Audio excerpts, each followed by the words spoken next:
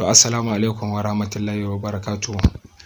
Masu bibiyar mu a shafinmu na YouTube channel kenan da Facebook da WhatsApp, muna tare da Honorable Sha'abu Ahmad Bala, wanda za mu ce yana ɗaya daga cikin ko mu ce shugaban ƙungiyar ɗan agundi NNPP Unity Bangat. Ya shigo cikin wannan kafa ta muryar kwankwasiya ta TV, inda zai yi kira ga al'umma ga zaɓe. Honorable, bismillah. So jama'a assalamu alaikum. Abinda muke roƙon jama'a don Allah da Annabi shine kamar yadda muka fito muka je muka yi katin zaɓe, mu fito mu zo mu jefa ƙuri'ar mu ranar zaɓe.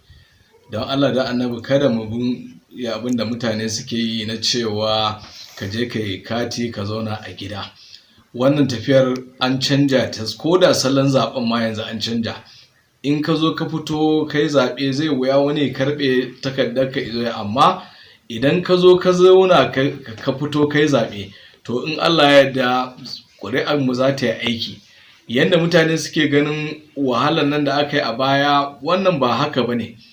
Idan Allah Ubangiji ya taimaka muka zo muka zaɓi jam'iyyar NPP, bi iznillahi ta'ala za mu ga cewa ƙuri'ar mu za ta yi aiki, kuma za mu kafa gwamnati tun daga ƙasa har sama in Allah ya so yarda. Sannan kuma wahalhalun da suke tare da mu na magana rashin aiki, rashin karatu da sauransu za a yi maganin su, ganin cewa jagoran mu abin da ike ta harsashe kenan ya riga ya yi an gani, kuma bi iznillahi ta'ala in ya samu dama abin da zai ƙara yi kenan.